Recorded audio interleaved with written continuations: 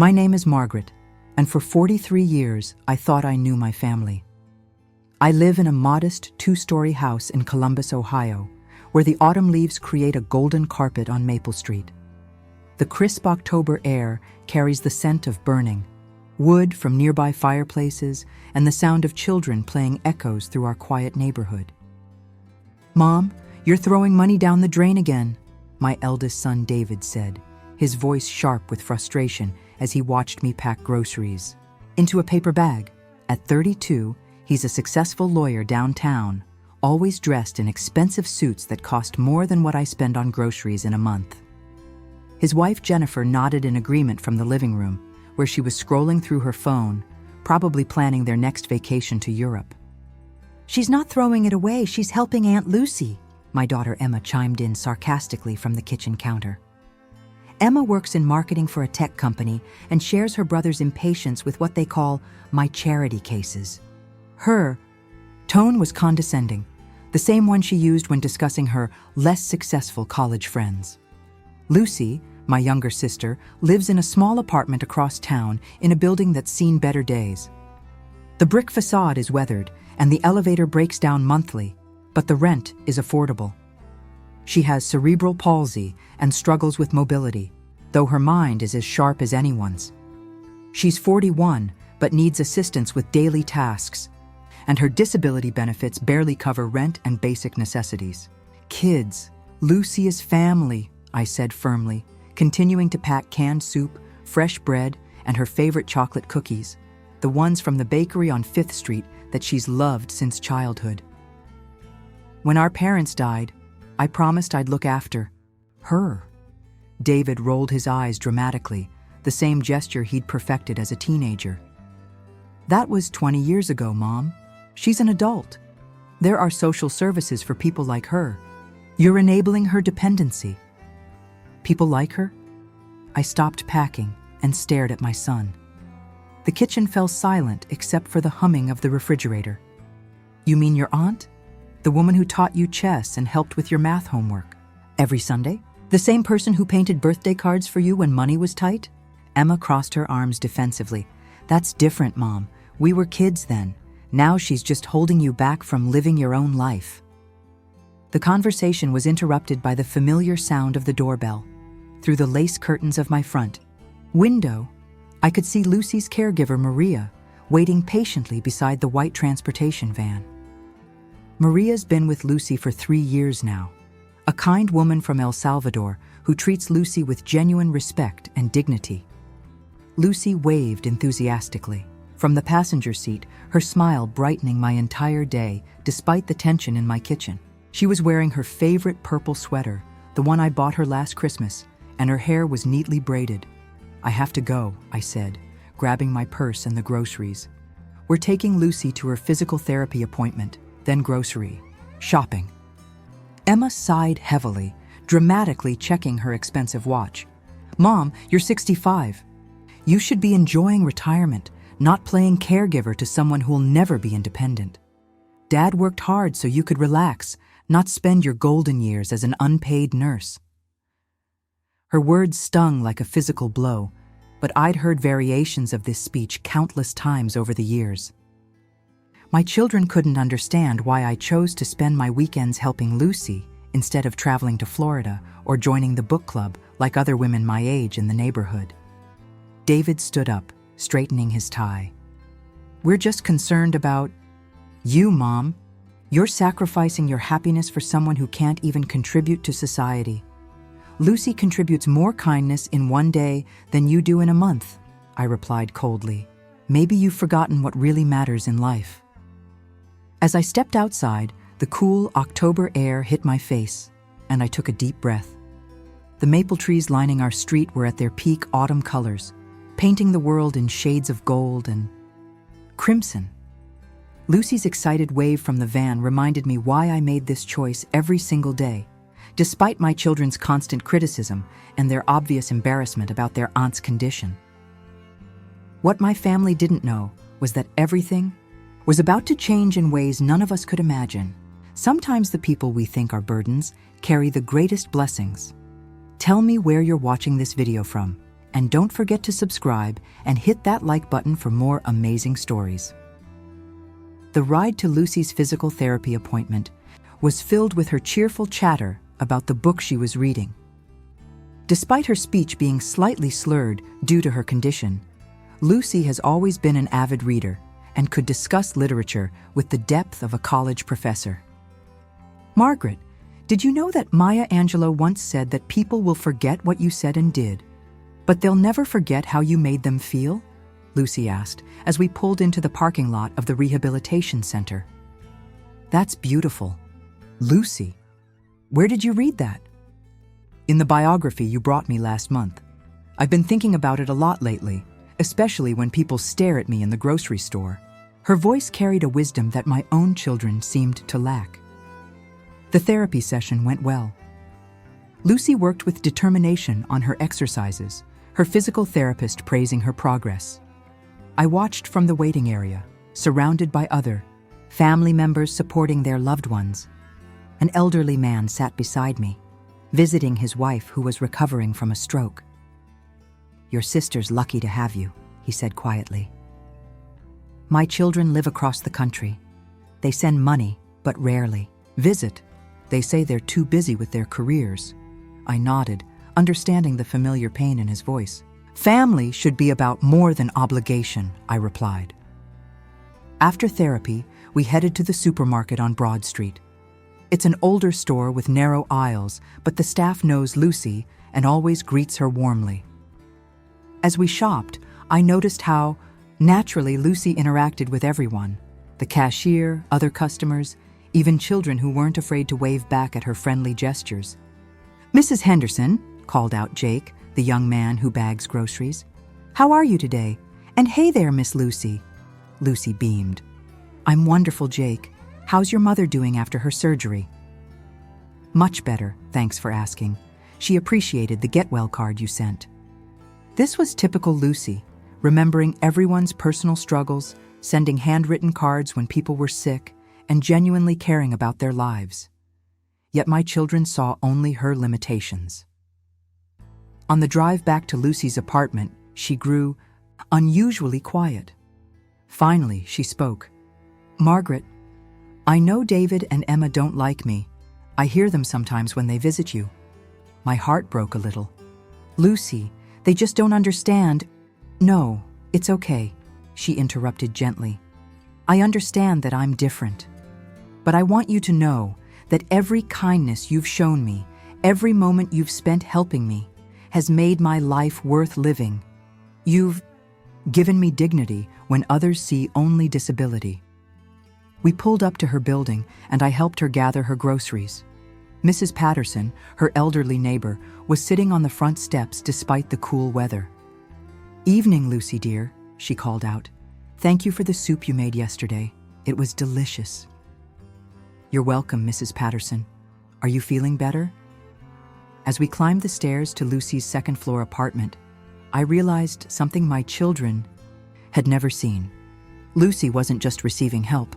She was giving it too. She cooked for sick neighbors, listened to their problems, and created a community of care in her modest building. "Margaret," Lucy said as I helped her put away groceries.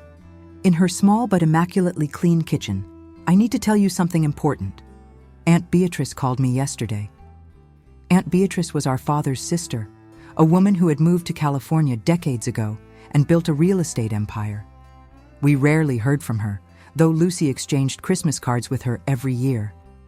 "She's very sick, and she wants to see me. She's flying me out to Los Angeles next week." I was surprised. Beatrice had never shown much interest in our family affairs, and the expense of flying Lucy across the country seemed unlike her practical nature. "That's wonderful, Lucy. Do you need me to come with you?" She shook her head. "She's sending a nurse to accompany me on the flight." But Margaret, she sounded different, like she had something important to tell me. Little did we know that this unexpected trip would change everything we thought we knew about our family and challenge every assumption my children had made about worth and value.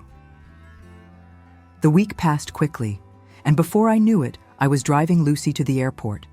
She was more excited than I'd seen her in years, clutching a small suitcase and the latest John Grisham novel for the flight. "I've never been to California," she said, her eyes bright with anticipation. "Aunt Beatrice said she lives near the ocean. Can you imagine, Margaret? I'll get to see the Pacific." The nurse who would accompany Lucy was a kind woman named Patricia, who immediately put both of us at ease. "Don't worry, Mrs. Henderson," she assured me. "I specialize in traveling with passengers who need assistance. Lucy will be well taken care of." After they departed, I returned home to find David and Emma waiting in my kitchen, both looking unusually serious. "Mom, we need to talk," David said, gesturing for me to sit down. "Jennifer and I have been discussing your situation with Lucy." Emma nodded, pulling out a folder from her briefcase. "We've researched several excellent assisted living facilities in the area. Some of them have specialized programs for people with disabilities like Lucy's." I felt my blood pressure rising. "We've talked about this before. Lucy is happy in her apartment. She has friends, routines, independence." "Mom, be realistic," Emma interrupted. "You're 65. What happens? When you can't drive anymore? When you get sick? You're setting both of you up for disaster by not planning ahead." David leaned forward, using his courtroom voice. "We've also looked into her finances. Between her disability benefits and what you spend on her monthly, she could afford a nice facility. She'd have professional care, social activities, medical, support on site. And you'd have your life back," Emma added. "You could travel, date, join clubs, live like other women your age instead of being tied down to someone who can't even—" She didn't finish the sentence, but I knew what she meant. Someone who can't walk properly, someone who can't speak clearly, someone who would never be normal by their standards. "Your aunt is going to California for a few days," I said firmly. "When she comes back, I want you both to spend some real time with her. Not just polite visits, but actually get to know the person you're so eager to put away." Emma rolled her eyes. "Mom, we know Lucy. We grew up with her around all the time." "No, you knew Lucy as children. You haven't bothered to know the woman she's become." The phone rang, interrupting our tense conversation. It was Patricia calling from Los Angeles. "Mrs. Henderson?" "We arrived safely. Lucy did wonderfully on the flight. Your aunt is, well, she's quite an impressive lady. She lives in a beautiful estate in Malibu. Lucy is already settled in the guest room." After hanging up, I felt a mixture of relief and curiosity. Aunt Beatrice had always been the mysterious relative, successful, independent, but distant from our family's daily struggles. "See, Mom?" David said. "Lucy's having an adventure. Maybe this trip will show her there's a bigger world out there than her little apartment." Emma gathered her papers.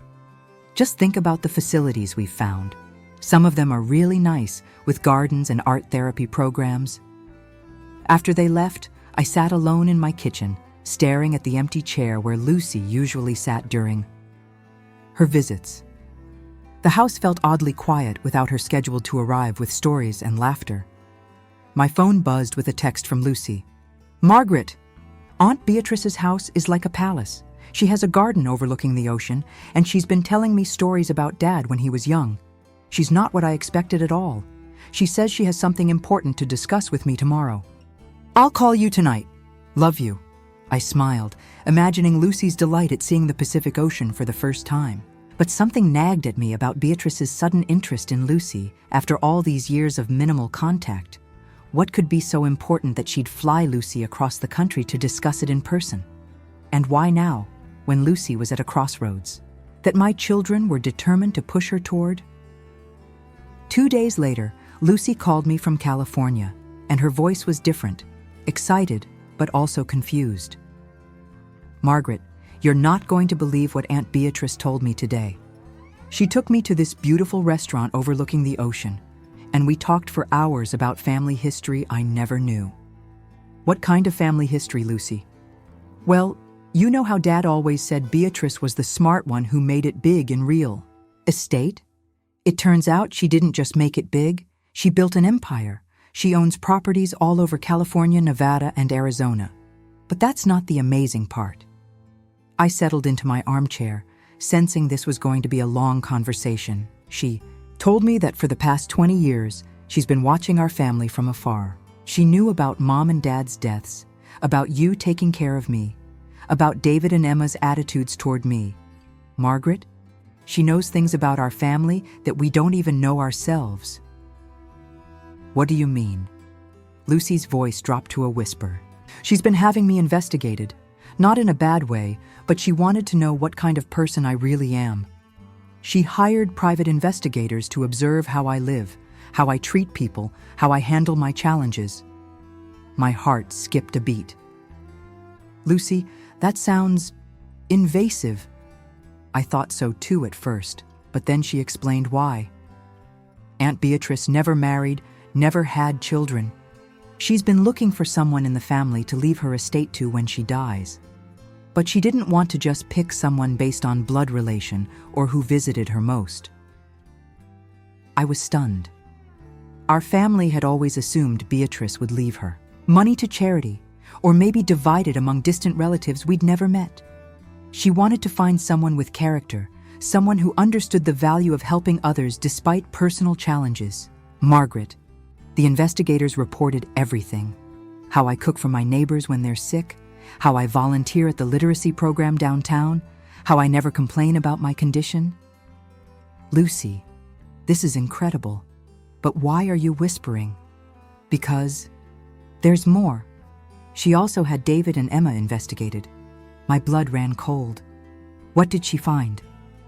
Things that would break your heart, Margaret.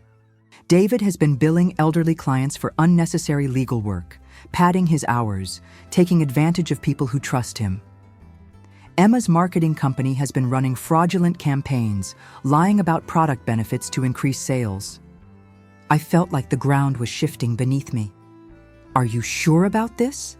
Aunt Beatrice showed me the reports. She's been gathering evidence for months.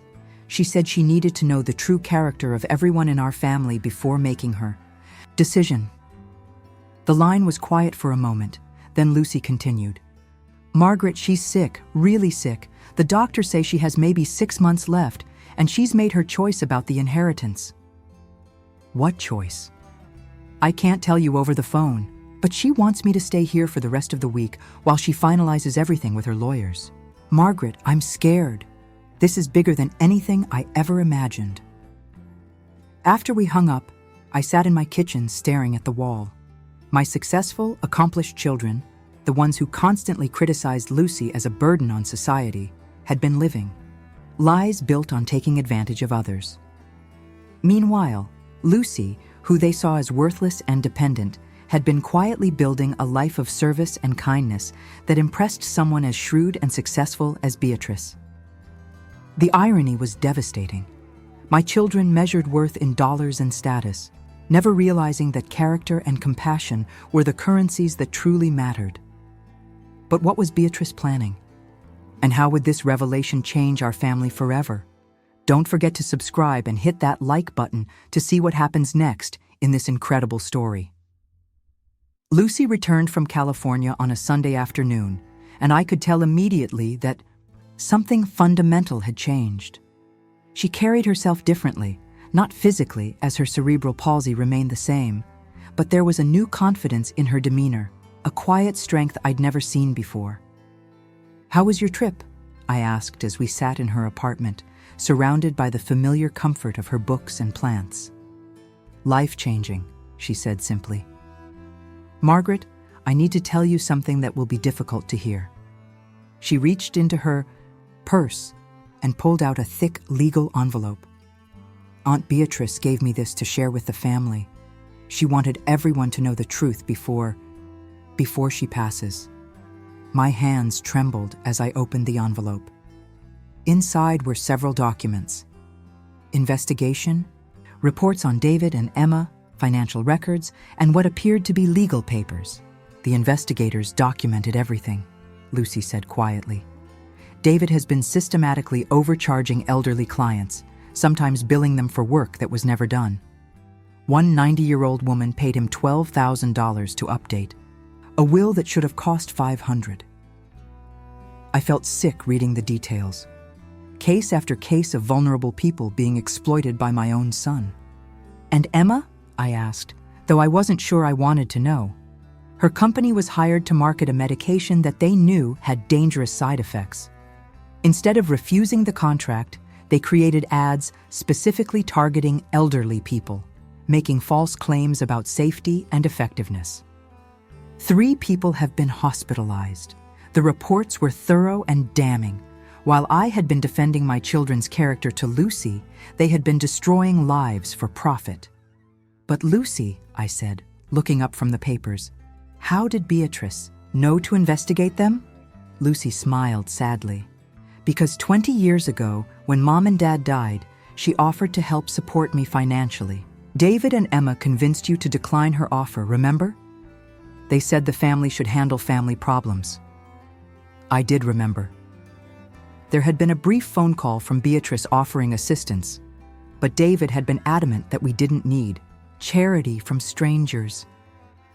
"What you didn't know," Lucy continued, "is that David told Beatrice she shouldn't waste money on someone who would never contribute anything meaningful to society. He said I was a lost cause, and that any money spent on me would be throwing good money after bad." The words hit me like a physical blow. "He said that to her?" Emma was on the call too. She agreed, saying that people like me drain resources from those who could actually make something of their lives. I was stunned into silence. My children hadn't just been privately critical of Lucy. They had actively worked to cut off potential. Help from our own family. "Beatrice never forgot those words," Lucy said. "That's when she decided to watch our family quietly, to see if their assessment of my worth was accurate, and to discover what kind of people they really were." She pulled out another document from the envelope. "Margaret, Aunt Beatrice has made me her sole beneficiary. Everything, the real estate empire, the investments, the properties, all of it comes to me when she passes." I stared at Lucy in shock. "Everything? But that's... How much are we talking about?" $47 million, Lucy said quietly. "Plus, property's worth another $30 million. She built quite an empire over the years." The number was incomprehensible. My sister, whom David and Emma had dismissed as worthless, was about to become one of the wealthiest people in Ohio. "Lucy, this is incredible. But are you ready for this responsibility?" She nodded slowly. "Beatrice spent the week teaching me about her business, introducing me to her lawyers and accountants. She said she's not just giving me money. She's giving me the power to change lives. And she wants me to use it to help people who are dismissed and undervalued, just like I was." Lucy looked at me with tears in her eyes. "Margaret, you've spent 20 years showing me that my life has value. Now I have the resources to show others the same thing. I'm going to create programs for people with disabilities, fund research, build accessible housing." As the magnitude of this revelation sank in, I realized that my children's judgment hadn't just been cruel. It had cost them the largest inheritance our family would ever see. But more than that, it had revealed who they really were, and who Lucy had always been. The next morning, I woke up to frantic knocking on my door. David and Emma stood on my porch, both looking disheveled and panicked. "Mom, we need to talk to you about Lucy," David said, pushing past me into the house. Emma followed, her usually perfect appearance showing signs of stress. "We heard some ridiculous rumors that she inherited money from Aunt Beatrice. That can't be true, right?" I stared at my children, realizing that news travels fast in small communities. Someone must have seen Lucy return from California, or perhaps Beatrice's lawyers had been making inquiries. "Why don't you ask Lucy yourself?" I suggested calmly. "We tried calling her, but she's not answering," Emma said impatiently. "Mom, if she did inherit something, she'll need help managing it. She can't possibly handle financial decisions on her own." David nodded eagerly. "We could set up a trust, have it managed professionally. I know the best investment lawyers in the city." The irony was staggering. For years, they had insisted Lucy was a burden who contributed nothing to society. Now, at the mere possibility of money, they suddenly saw her as family who needed their protection. "Sit down," I said firmly. "Both of you." They exchanged glances, but complied, settling onto my couch like children who knew they were about to be scolded. I pulled out the envelope Lucy had given me and set it on the coffee table between us. "Before we discuss Lucy's inheritance, I think you should know what your Aunt Beatrice discovered about both of you." David's face went pale. "What do you mean?" I opened the folder and began reading from the investigation reports. With each detail, each documented case of fraud and exploitation, their faces grew ashen. "This is impossible," Emma whispered. "These are private business matters. How could she possibly know about our client dealings?" "Because she hired the best investigators money could buy," I replied. "She wanted to know the true character of everyone in this family before making her final decision." David stood up abruptly, pacing to the window. "Mom, you have to understand, business is complicated. Sometimes you have to make tough decisions." "Tough decisions," I interrupted. "You charged a 90-year-old woman $12,000 for a simple will revision. You convinced her she needed complex legal work that was completely unnecessary." Emma tried a different approach. "Mom, every marketing company pushes products. That's how business works. We didn't create the medication. We just promoted it." "You promoted medication you knew was dangerous to the exact population most likely to be harmed by it," I said, my voice rising. 3 people are in the hospital because of your campaigns." The room fell silent except for the ticking of the grandfather clock in the corner. Finally, David asked the question I knew was coming. "How much did she leave Lucy?" $77 million, I said quietly. "Plus real estate holdings across 3 states. Emma gasped, literally staggering. "Backward, 77 million? That's impossible. Aunt Beatrice barely knew Lucy. They exchanged Christmas cards." "She knew Lucy better than either of you ever bothered to," I replied. "She knew that Lucy volunteers at the literacy center every Tuesday, despite having to take 3 buses to get there. She knew that Lucy cooks meals for sick neighbors even when she's struggling financially herself. She knew that Lucy has never complained about her condition or asked for pity." David slumped back onto the couch. "But we're her nephews and niece too. We're successful, educated." "You're criminals," I said bluntly. "Successful criminals, but criminals nonetheless." Emma's phone buzzed, and she glanced at it with growing alarm. "David, we need to leave. Now. That's my lawyer calling about the FDA investigation." As they hurried toward the door, David turned back one last time. "Mom, when Lucy needs help managing all that money, she's going to need family she can trust. We're still her nephews." I watched them leave, knowing that the family dynamics had shifted forever. The sister they had dismissed as worthless now had the power to change their lives or ignore them completely. The real question was, what would Lucy choose to do with this extraordinary opportunity for justice? Don't forget to subscribe and hit that like button to find out what happens in the final chapters.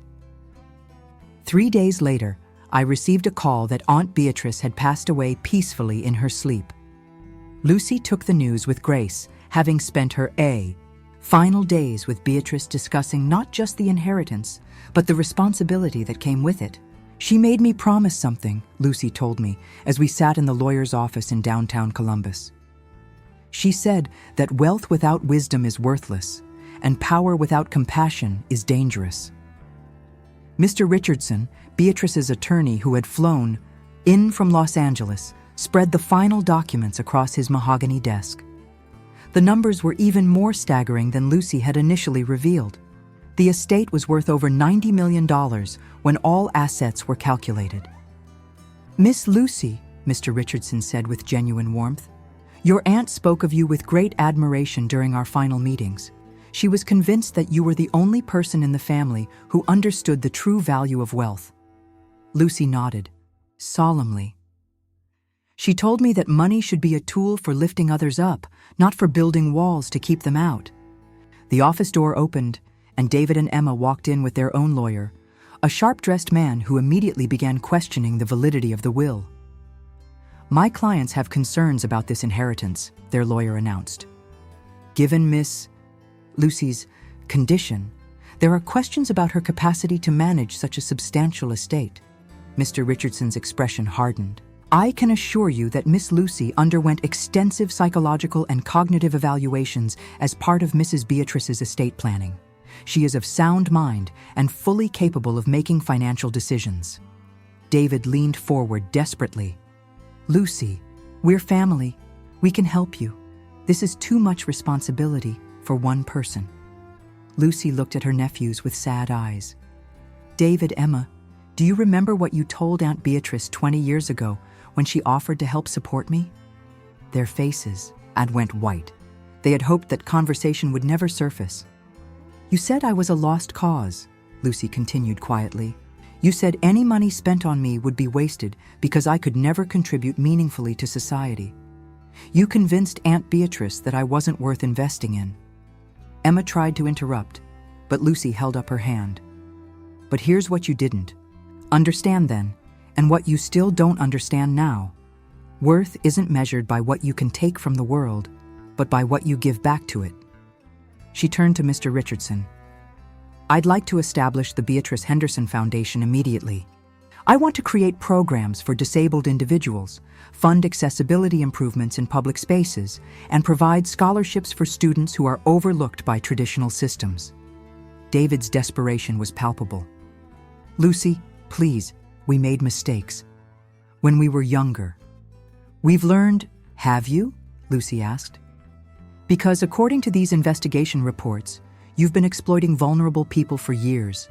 Just last month, you charged an elderly man $15,000 for what should have been a $200 consultation." Emma stood up abruptly. "We're going to contest this will. A person with cerebral palsy can't possibly manage a fortune of this size responsibly." The room fell silent. Lucy's face showed hurt, but not surprise. Mr. Richardson spoke with cold authority. "I would strongly advise against that course of action." Mrs. Beatrice anticipated this possibility and left very detailed instructions about any challenges to her will. She also documented 20 years of evidence regarding her decision-making process. He pulled out another folder. She specifically noted that any family member who contests this will, on the basis of Miss Lucy's disability, will be permanently barred from receiving any future considerations from the foundation Miss Lucy establishes. Lucy stood up slowly, her movements careful but determined. "David, Emma, I want you to know that despite everything, I forgive you. But forgiveness doesn't mean forgetting, and it doesn't mean enabling destructive behavior." She looked at each of them directly. "You have 6 months to make things right with the people you've wronged. Pay back the money you've stolen, apologize to the families you've hurt, and prove that you understand what true success means." "And if we do?"